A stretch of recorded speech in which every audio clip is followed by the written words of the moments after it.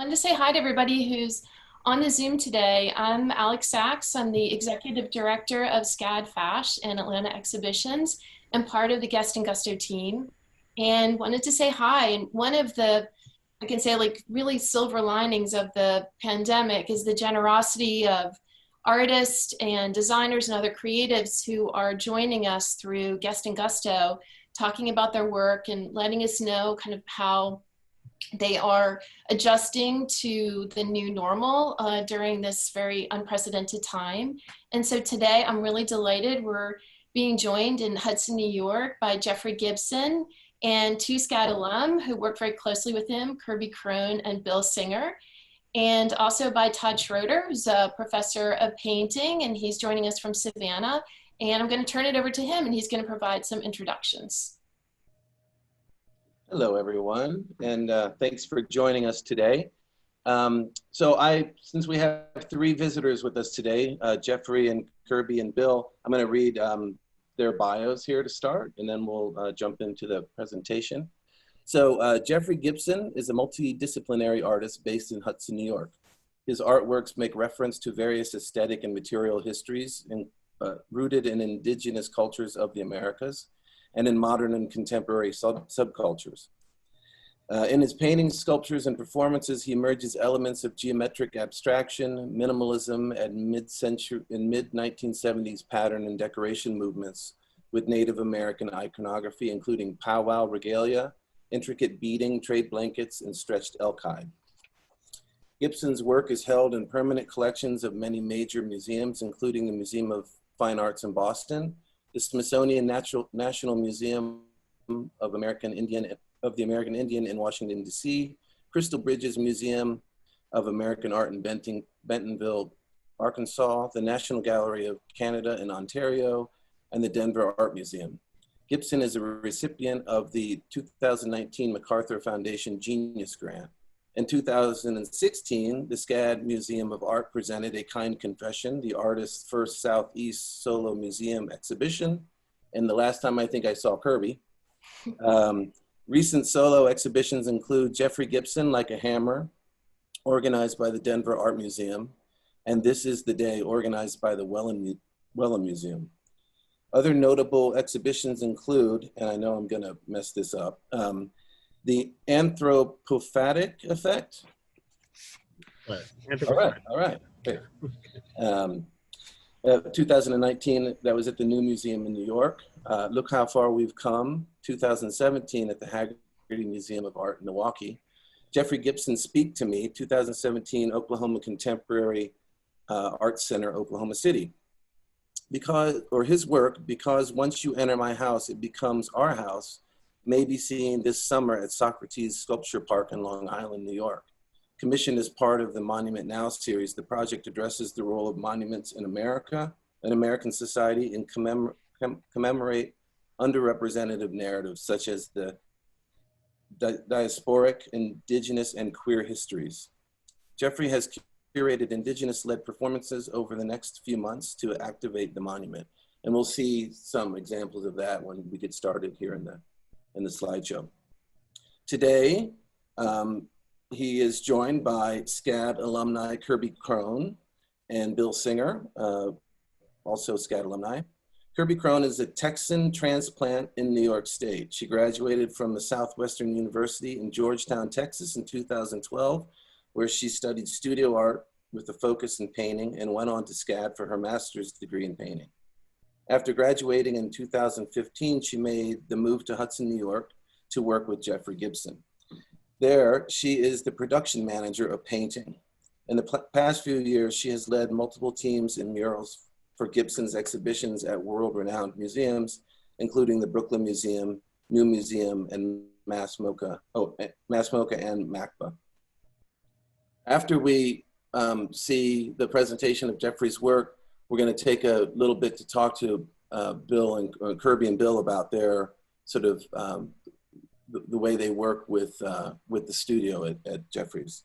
In her free time, she works on her own paintings with the help of her feline assistants, Aegon and Toulouse. She recently joined a new arts collective in Hudson to do murals and other beautification projects around the town. Bill Singer is an artist and painter originally from Detroit, Michigan. He currently lives and works in Hudson, New York. He received his BFA from the University of Michigan in 2008 and his MFA in painting from the Savannah College of Art and Design in 2013. His work was featured in the SCAD Museum of Art in 2017 for his exhibition, solo exhibition, From the Depths Above. He has held residencies at the Boulder Creative Collective in Boulder, Colorado, Red Bull House of Art in Detroit, Michigan, and the Bed-Stuy Artist Residency in Brooklyn, New York. He is the studio manager at Jeffrey Gibson Studio in Hudson, New York. So that's the introductions. And before we get started with the presentation, Alex has some information about our Guest and Gusto poll. We do. So I'm going to put the poll up in just a second, but we have a copy of Jeffrey's exhibition catalog. This is the day. I'm going to put the poll up now. So everybody who is tuning in, the question is, Jeffrey borrows song lyrics and lines of poetry as text and titles in his work. Which of the following artists has he referenced? So go ahead and select your answer, and we will randomly select from the winning entries somebody who will receive this beautiful catalog in the mail from SCAD. Nice. So we'll just, this will just keep going while they get started? Yeah, okay. It'll just keep going. Why don't you guys get started? I'll take a look. I'll let you guys know the results. I'll follow it and I'll let you know at the end. Yeah, thank you. Thank you. Thank you. All right, we're gonna go ahead and get started. So Bill's gonna run our images today. Yeah, so let me just make sure the images are working.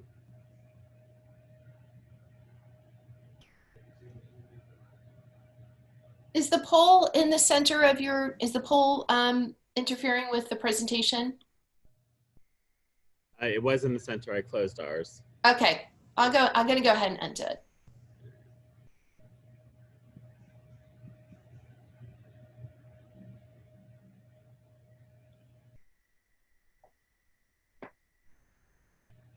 So I think Bill is presenting images soon, but we'll go ahead and get started. Thanks for joining us today. Alex and I met, my gosh, probably about 5 years ago as we were preparing for the exhibition there in Savannah.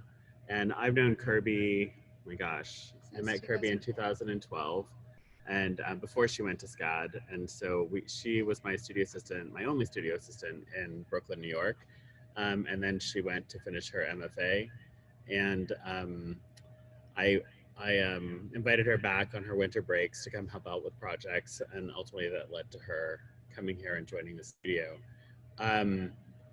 Right now we're in the midst of a lot of coming to the end of a deadline that really should have happened in May, but due to COVID, we had to push it back.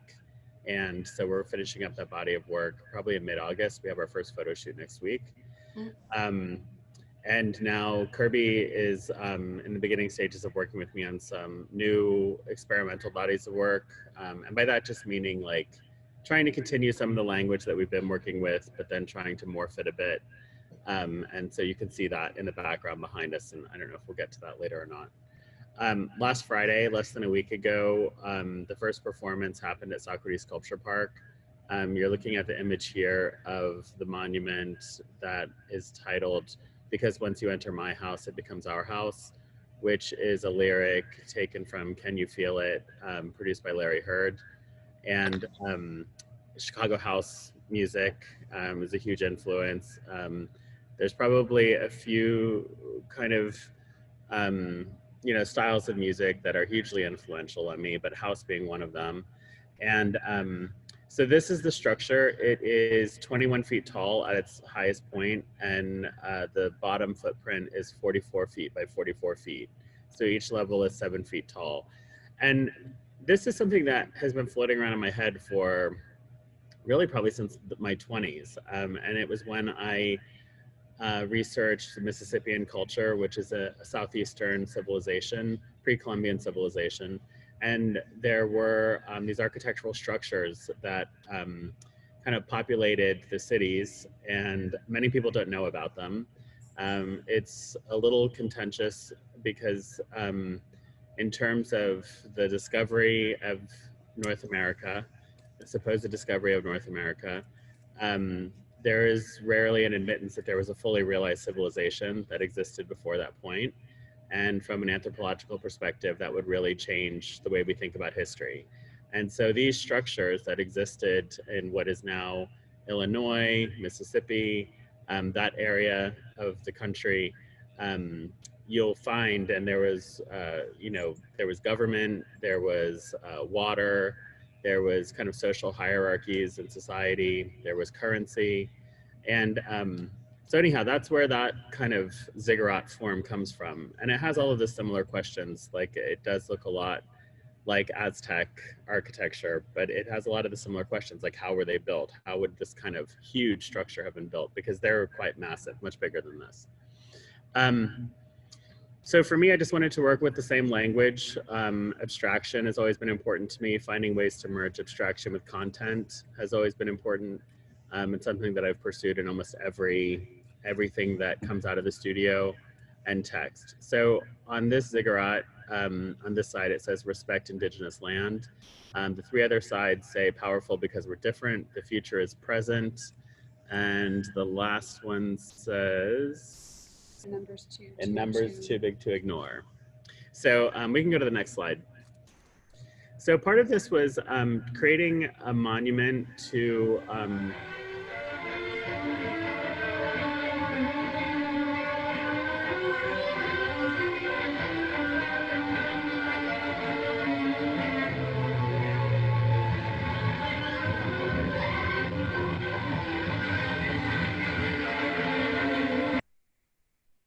So part of this monument is, well, the idea of the monument was really to pay respect to unknown histories, to queer histories, to Indigenous histories. And three artists who I've followed for a very long time now include Laura Ortman, Raven Chacon, and Emily Johnson. Laura Ortman is the first performance that happened last Friday.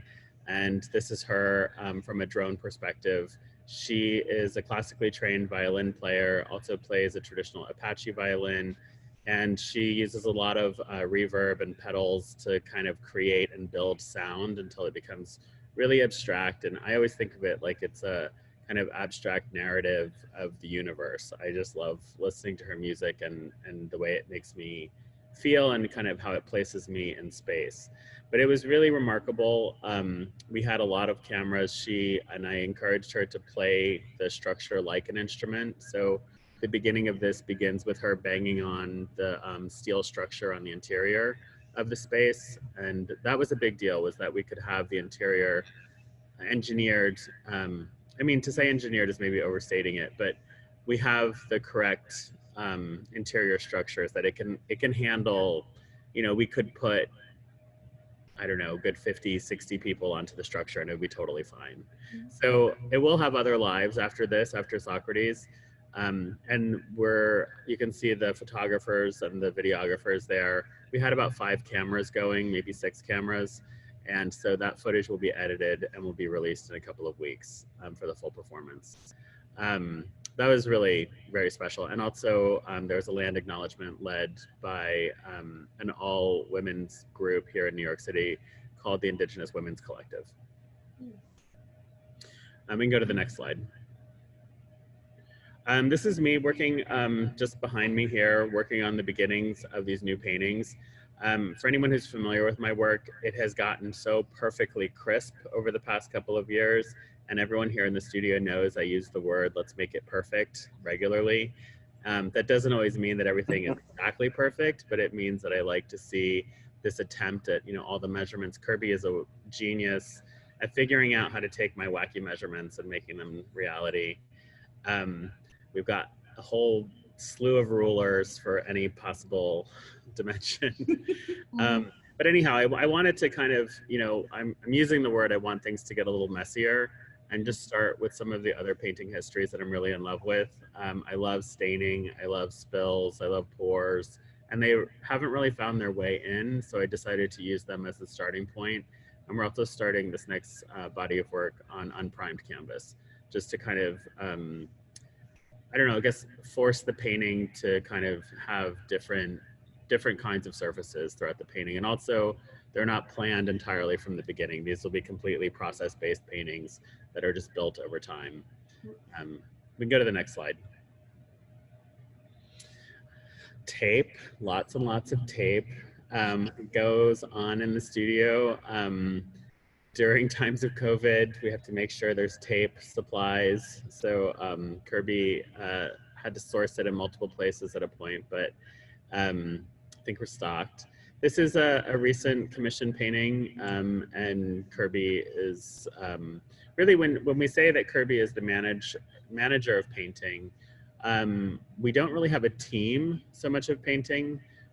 We have Kirby, we have one other person now who's pretty much working full-time on painting, and then we have Brian, who's in the background in the mask behind Bill, who kind of joined the studio, I think about 6 months ago, and kind of jumps in and around. I really try to use the skills that people bring with them. Everyone here is an artist, so and everyone here, we're very accepting of the fact that some people are great at some things are not people's forte. So we try to make sure people are tasked with what they're actually good at. Next slide. This is also a new series of paintings. We have done paintings on hide previously, but I wanted to really dive into pattern. And I guess, I mean, looking at these in image, which I should also say, so Brian is a photographer by training and graduated from University of Albany, I think a little over a year ago. And so when he got to the studio, we thought he was going to be working on sewing mostly. And he is for the most part, but he's also a photographer. So I've asked him to just sort of weekly go around the studio and document things that go on in the studio.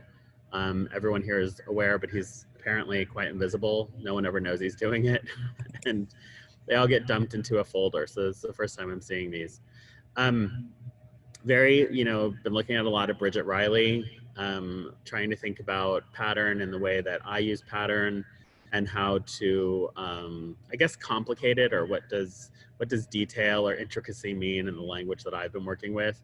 So the kind of modest scale of these rawhide paintings allows for that more than a super large one. The large ones become, complicated in kind of the scale of the shapes, but there's also sometimes maybe a place for the eye to rest. But when they're smaller like this, I feel like I want them really kind of buzzy and really optical.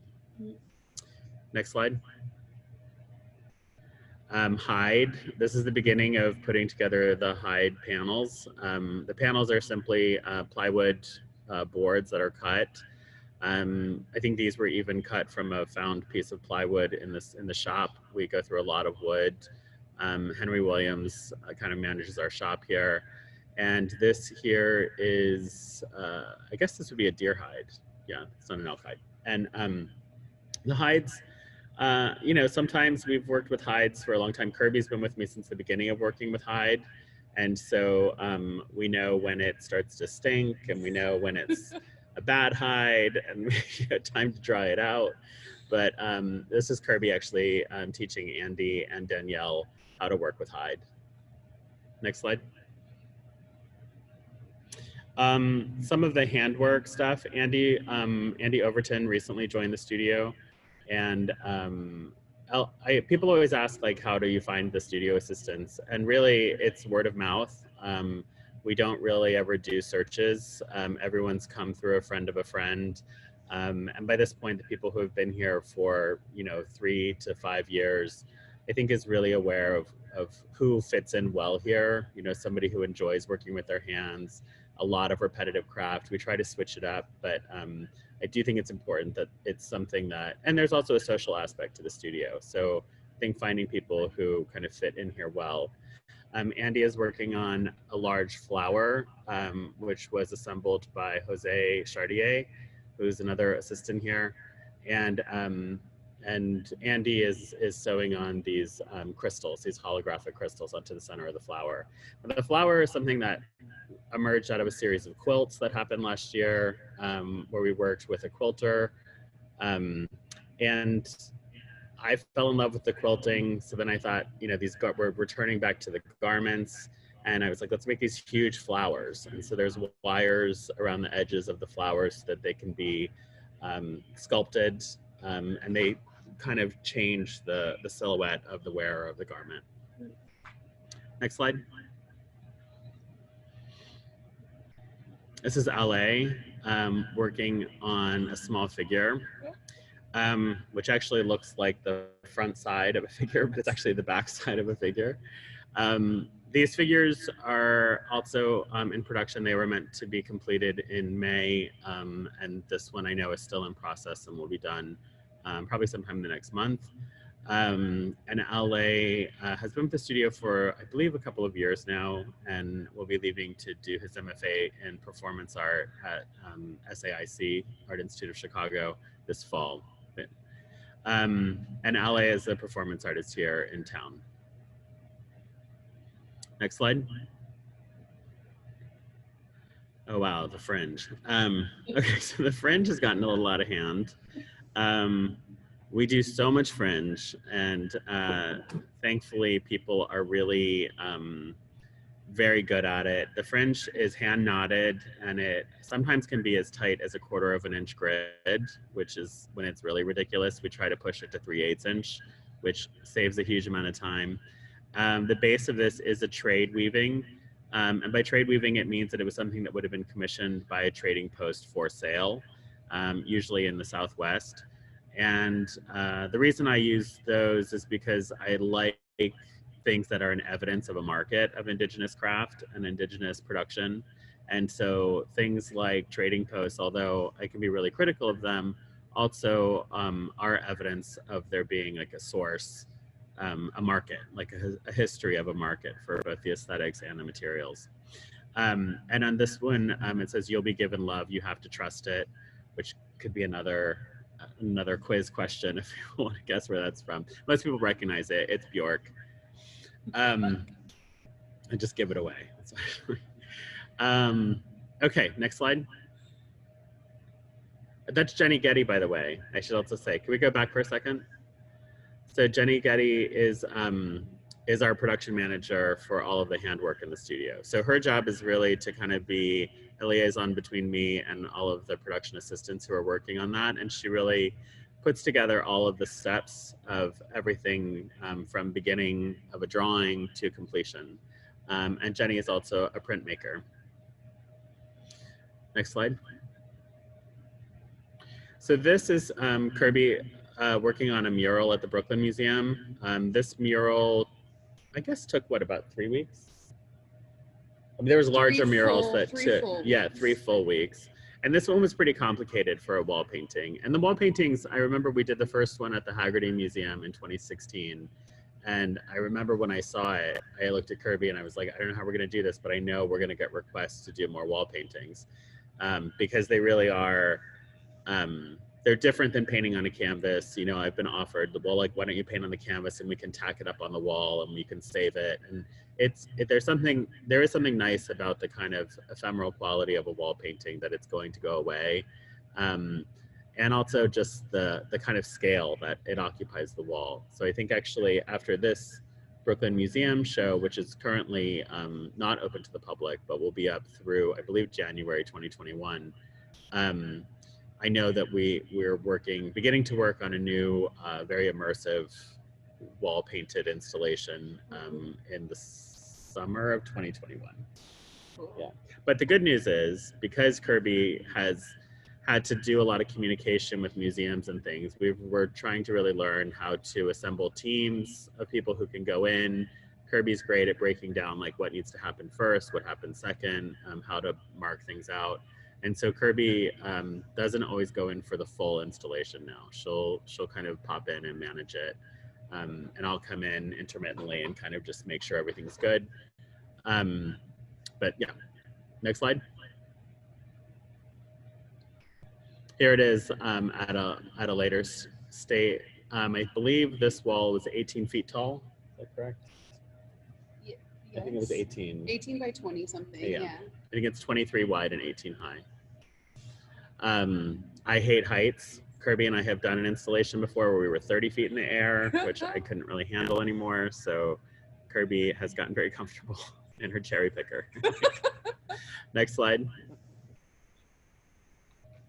And this is the finished piece. And this, when the Brooklyn Museum asked me, my gosh, probably almost 3 years ago, I would guess, 2.5, 3 years ago, to do a project at the Brooklyn Museum working with their collection. This sculpture, The Dying Indian by Charles Rumsey, was the first piece that really stood out to me. It's the largest piece that they had in their collection, which is a early 1900s bronze statue of a dying warrior atop of a horse, and it was sitting in the back of the parking lot. And so I brought it to the attention of the curators, and luckily they were all on board to bring it inside. So I think the sculpture itself is about 9.5 feet tall. In the back is a buffalo hunt study, which eventually, I believe, found its way into the Manhattan Bridge. And it shows warriors on top of horses chasing buffalo. And the text is from Roberta Flack. I'm gonna run with every minute I can borrow. And then I commissioned a pair of moccasins that the warrior is wearing. And on those moccasins are the words, "I'm gonna run with every minute I can borrow." And on the bottom are all moccasins from the collection and of unknown owners or wearers or makers. Next slide. This is the beginning of what was the larger mural, the more immersive mural, although I would say it's more simple in certain ways. So I'm not sure it was necessarily, as complicated as the other one, but it was, I think we had a team of 4 people ultimately who worked on it for about 8 weeks. Yeah. Yeah. So that was good for us as a studio to know how long and how expensive something like this is to do, because it's impossible to really know until you do one. So it was actually, it went quicker and easier than I expected. Next slide. And here's the final installation. So this is a kind of mix up of both garments of mine, sculptures of mine, helmets, paintings, amidst selections from the collection that I know from my history of working with collections and from looking at collections all these years, the things that have inspired me. Oftentimes I say, I'm really not so much an inventor as much as I remix things. I don't copy designs, but I do definitely learn about techniques and materials from looking at historic collections. And not just historic collections, also, everything from fashion to, other sculpture and different art histories. And and then I would say in the last few years, there is an inventiveness that happens. I feel like I kind of had to burn through references, and I think any artist really does. You burn through your references, and at some point you start kind of creating. So so for me, I can see a lot of things in here that were the beginnings of things, and it's really led to more sewing, more textile based things happening in the studio. And I think even in the paintings, allowing the kind of textile quality of pattern and decoration and op art and text kind of come more to the forefront of even the stretched works. Next slide.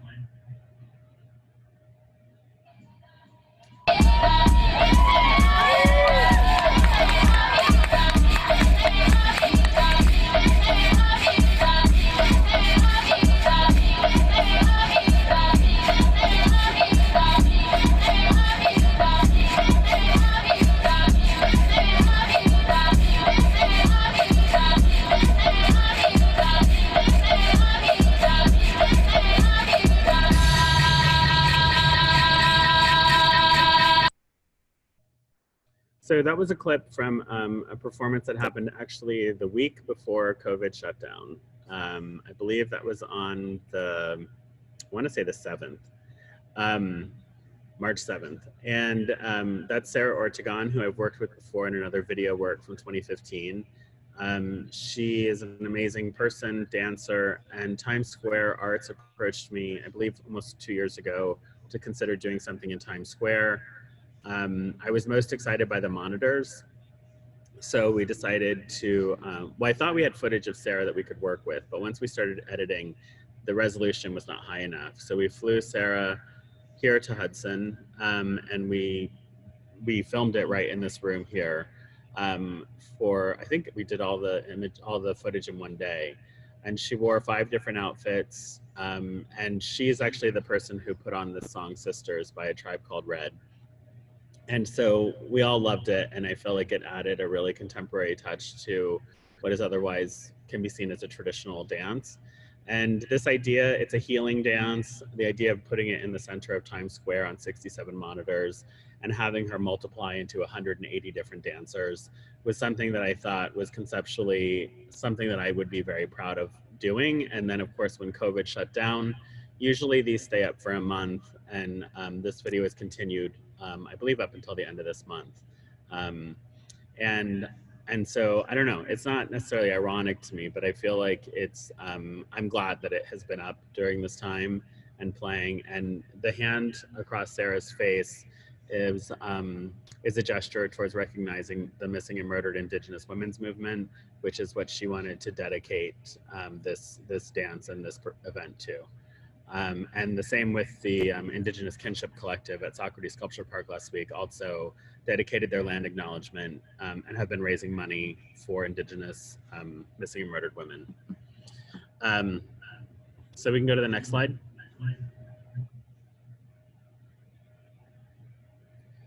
And I think we're at the end.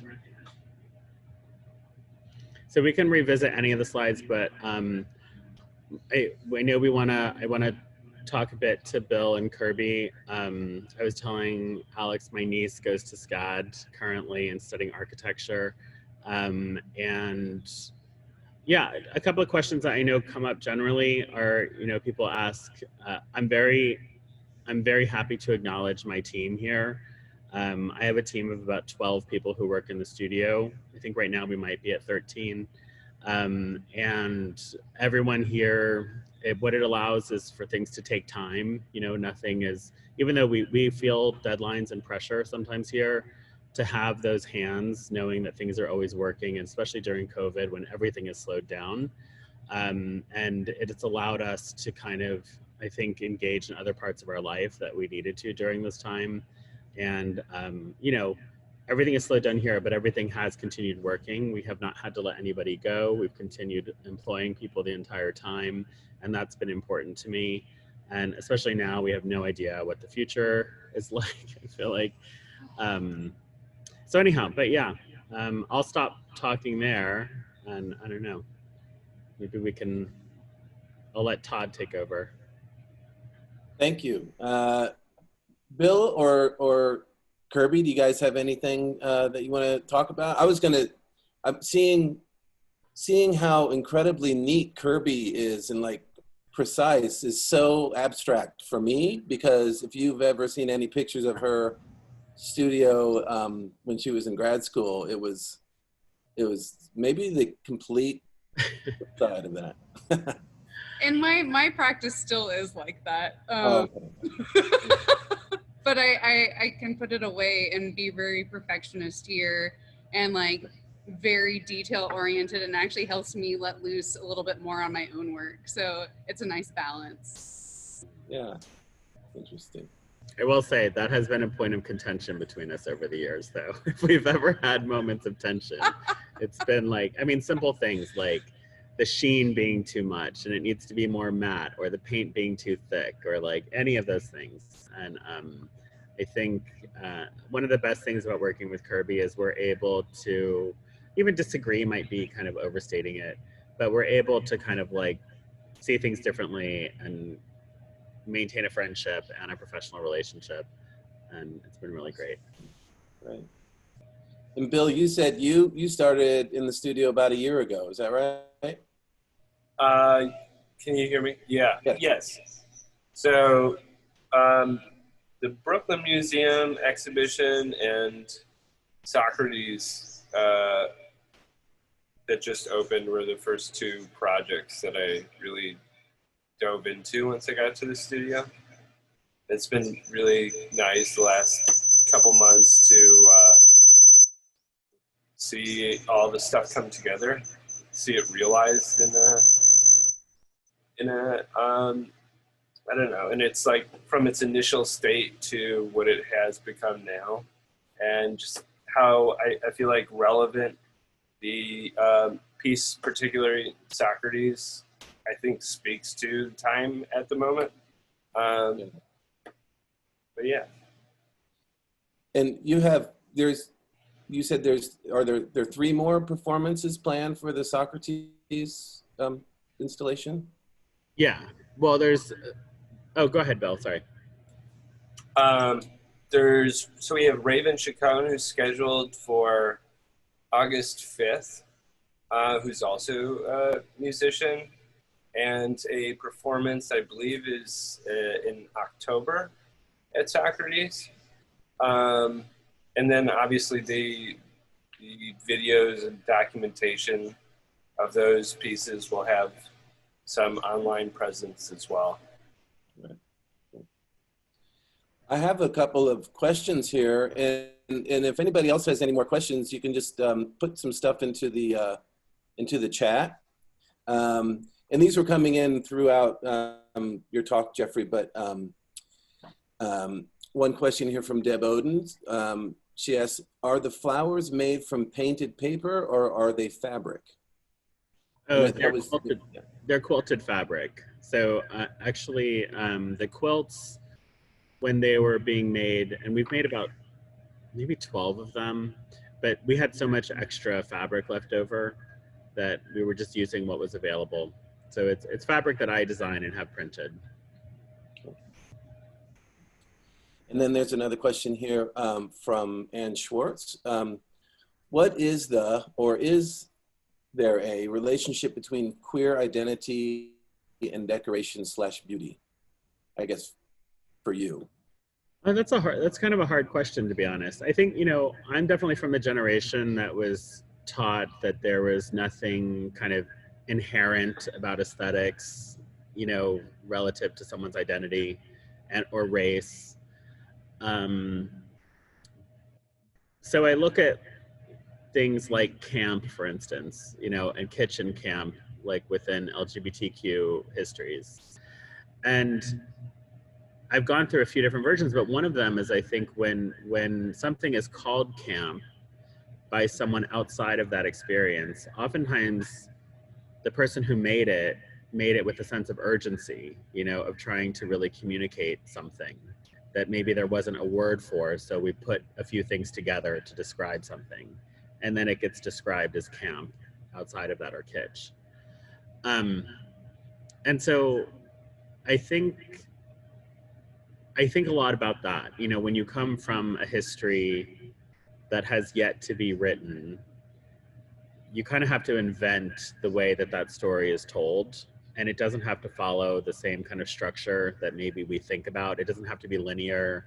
It doesn't always have to be collective or didactic, but maybe it's a kind of slew of individual kind of references. So, and beauty for me, again, my generation, and when I say that, I really mean having studied art in the early 90s, late 80s and early 90s, beauty was really rejected and seen as a kind of commercial strategy towards selling and branding. And it was really taught to artists as to distrust beauty, and almost, I think artists took that as like, therefore it shouldn't exist in our work, And I've always found myself drawn to beautiful things. And I find them really intoxicating. I do think there's a difference between something that's, vapid and beautiful, and something that's beautiful and content driven. And I definitely try to create the latter. And those are the things that I am drawn to. And handcraft is beautiful in many ways, but I think it gives people, when the craft is evident, it gives people a sense of calm and trust that someone else put some effort in to make something for that person to look at, put something else into the world that was thought about and time was spent with, and something had to be figured out. So I guess even that content, it's not always that it's it's political or even directly social, but it's there's something about, I guess, just a human to human relationship. Yeah. I was going to say, Anne, if you're out there, you could jump in. and teaches art history here at SCAD, and I don't know if you wanted to follow up on that question or not, because there's another question from Anne in here as well. Anne says, I wonder if you could speak about the installation of your work at the ICA Boston, Maximalism, last year. Oh, if you could speak to the installation of your work at the ICA Boston Maximalism last year by Janelle Porter. No, How Porter. do you consider / regard that installation? Well, I would say, you know, I definitely chose to present myself as a Native artist from the beginning of my career.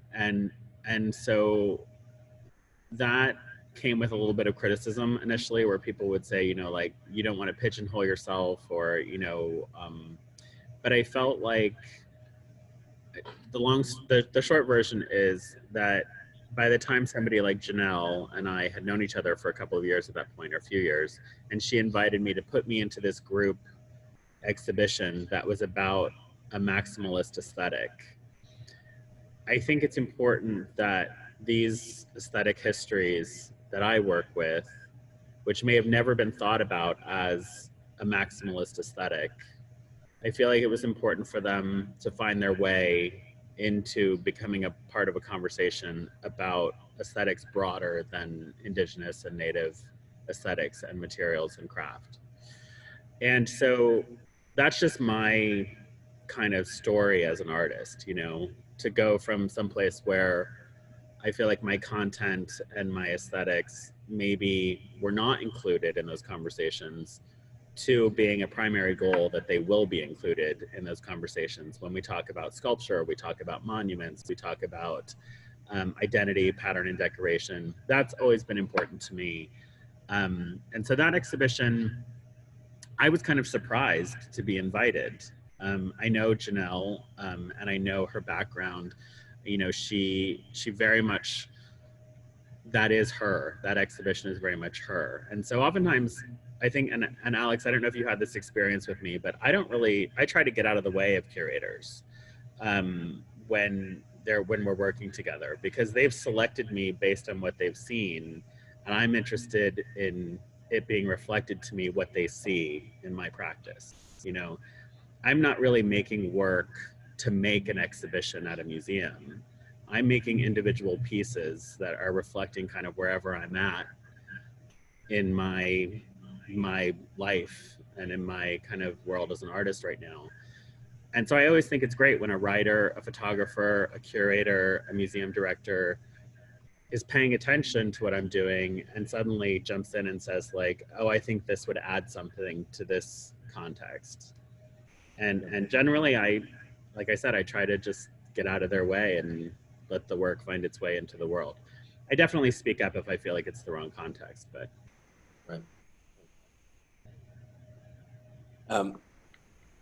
Some more questions coming in here. This is from Lisa J. Young, who also teaches art history here at SCAD. She says, we've encountered so many new limitations for shared art experiences over the past months. But what do you see as new, exciting directions that could be possible for performance art today? And separately, do you have any suggestions that would encourage more outdoor / local / grassroots art / performance experiences? The Times Square performance seems to point towards new forms. I mean, performance came about for me, performance and video came about for me for a couple of reasons. One, you know, making objects that are expensive to exhibit because of the necessary conditions and insurances and shipping costs. You know, the question of, does my work get shown, for instance, on the reservation, on the Choctaw reservation? And inevitably the answer would be no, because the budgets aren't there for that to happen. So video is something that I went to because I thought this is something that can be shared relatively easily, or what's necessary to show a video is relatively low cost, you know. So the video, the performance also came about because so much of the materials that I use have to do with dance regalia. You know, that's really where they're sourced from. So the idea of movement and how that regalia moves with the body, or how that garment is different from fashion, is something that I was really interested in. So now that we're in this time, I think performance and video and time-based media, sound, music, is really the thing that we can experience almost in fullness, and in a way that I can't experience an object or a painting, you know, right now. And so with Laura, for instance, with that performance, originally, you know, to say to her, I was like, you can use this whole structure. Like, you can slide down it, climb up it, you can walk around it. We have the camera people and the sound people who are going to craft an experience for viewers in the fourth dimensional, you know, time space. We can go interior, exterior. And so even though the live performance was interesting to me because clearly people who were there needed to be among other people. But that was kind of what resonated with me the most, was that we were all in a collective experience, even though it was outdoors, and being able to see something with the sun setting, with the heat, with the sweat, with the kind of watching multiple perspectives that our heads and eyes can do. But I do think the edited video will be the strongest part in many ways of what happened last Friday. And it will be able to be shared. So, and I'm also asking the performers to use that, you know, and they may not have thought about that before. Like, how do I use video to, you know, this drone, for instance, can follow Laura wherever she was going. She could talk to it. She could stare right into it. So she can have that experience with the viewer, and then it can zoom out and suddenly she's a size of a fly against the backdrop of Manhattan on top of a ziggurat in Long Island City. So I love all of that layering. And I think that that is something that I think will emerge from here. One other thing I want to mention is I think the embrace, whether it's the embrace or it's just the acceptance of digital technology, is something that's going to come out of this time. You know, it has ceased to be a younger generational thing. Everyone has had to find some level of comfortability with digital technology getting through this period. And I think trying to turn those things, they really are elements of, you know, connecting spaces, connecting times, you know, conceptually it's pretty strong. So I feel like there's a lot there to still be kind of mined during this. And we're involved in a few other, one animation project and 2 video projects, and then the 2 additional performances of Socrates. So it's something that I'm thinking about a lot. And then as far as, like, you know, outdoor performances, I'm always a fan of just doing it. So I think the idea of, like, what do we do to make this happen? You just do it. You just do it. I think so many times, and I know for myself, when I was younger, this idea that you had to be invited or you're waiting for somebody to come and tell you that what you're doing is important enough to be done publicly is just a weird trap. It's just a weird psychic trap. You know, the first performance I did, actually, I was asking an exhibition, it was a biennial, I was asking them to give me time to do a durational performance, and they would never give it to me. For whatever reason, they would never give it to me. So I just did it in my studio and did it via video. Made this garment that nobody was gonna see. We did sound and had drums and video. Nobody was here except for maybe 4 people in the studio when we shot it. And it took a few years, I think, for people to understand, and maybe for me to even understand and be able to articulate why it was important that it was my body, that it was a garment made for me, that it was durational. You know, it took me probably a couple of years to be able to describe that clearly.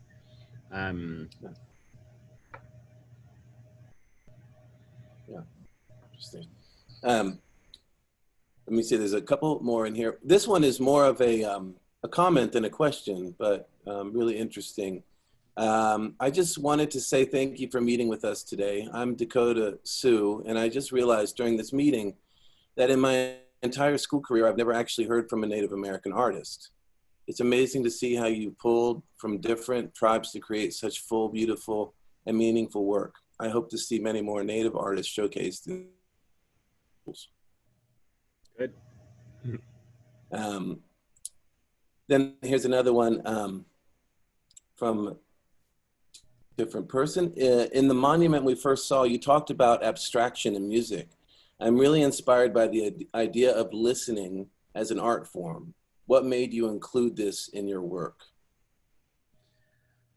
I think, you know, it's a lot of it is just the psychology of experiencing things, and I think it's all of these things that we take for granted as an intuitive skill. I think most people would think they know how to listen, but actually listening, like shutting down other parts of your body that get in the way of hearing something without judgment, or hearing something where you don't feel like your ego is being attacked, but you literally are just hearing things.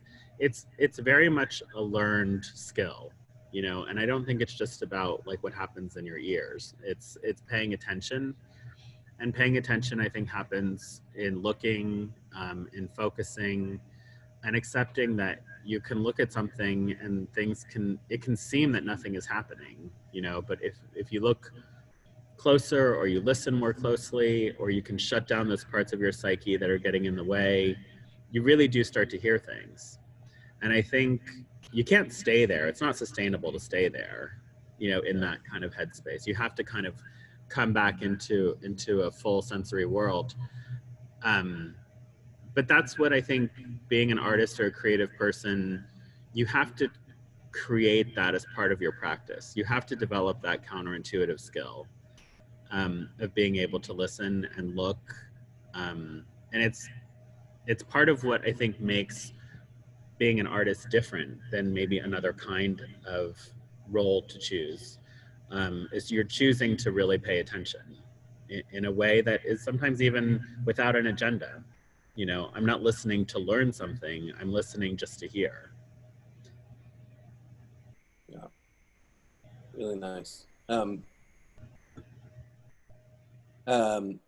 Lisa, who asked a question before that, responded, yes, so many good points here, Jeffrey. Thank you. Fullness of time-based media. Just do it. Don't wait for the invitation. So much food for thought. Thanks. Yeah, I love that too, about what you were saying, this idea of working, you're making your work because you're making your work, and it's not geared for specific things. It's just being generated as something that you do, and I think that's always an important thing to get across to students and people that are just recently graduating. Yeah. Is to just, without a kind of an end goal specifically scheduled in mind, to keep the wheels rolling in the studio and in your practice. So yeah, I think one of the best things about right now is that we you know, we have this window where deadlines don't really mean anything. You know, it's like right. Everything's kind of been put on hold. We don't really know what's going to happen. So we have this window where we can operate differently, you know. And it's like what everyone here knows. It's like we don't have, in this studio, we don't have those windows very often. We're usually under some form of a deadline and finishing things up, which I'm very thankful for. So when we have that window, I like to try to indulge in it. And then I know when to pull the trigger and be like, okay, now it's time to pay attention to the deadline. And whatever we've achieved during this window, that we can add to where we were, but we really have to produce at this point. But part of the reason why I have a team is so that I can personally keep some of that space for myself. And that's what having a team of people allows for. It allows for a small percentage of me being able to just, you know, not think specifically about a finished artwork.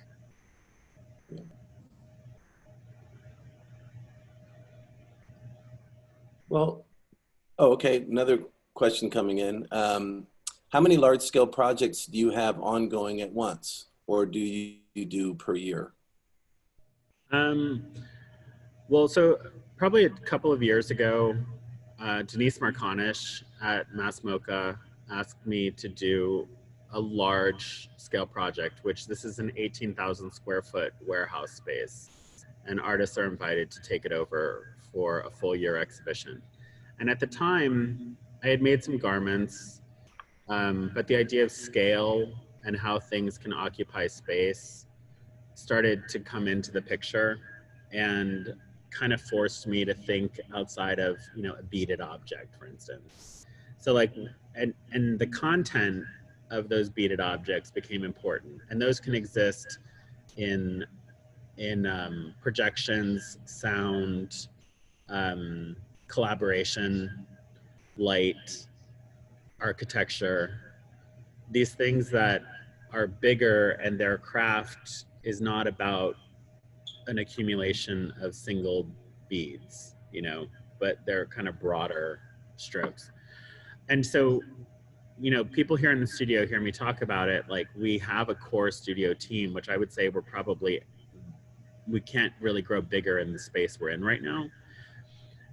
So having things built off-site, working with fabricators off-site are enabling some larger projects. I would say going forward right now, we're looking at maybe 3 to 4 larger projects a year. And I would include like a video production as one of those larger projects. Right now we're getting ready to begin a video production, and Bill and I are actually meeting this afternoon about really creating the next steps towards getting it going. But that will involve, I don't know, I would say in the end, probably about 20 people to make that happen. So I would consider that a large project, even if not purely like a physical object.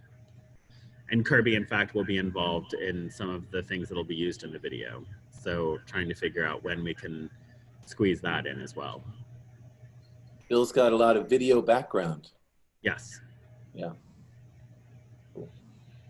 Well, I think that's taken us up to noon. Does Alex, do you have any? Oh yes, the poll results. You're on mute, Alex. Sorry about that. So the answer was all of the above, but very close between Nina Simone and all of the above. So I appreciate you all for, you know, for sharing in the poll. It was a lot of fun.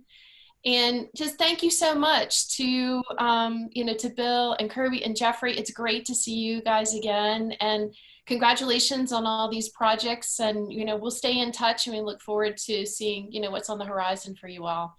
Great. Thank you so much for having us today. Yeah, have a great summer. Thanks, Todd. Thank you. Bye-bye. All right. Bye-bye.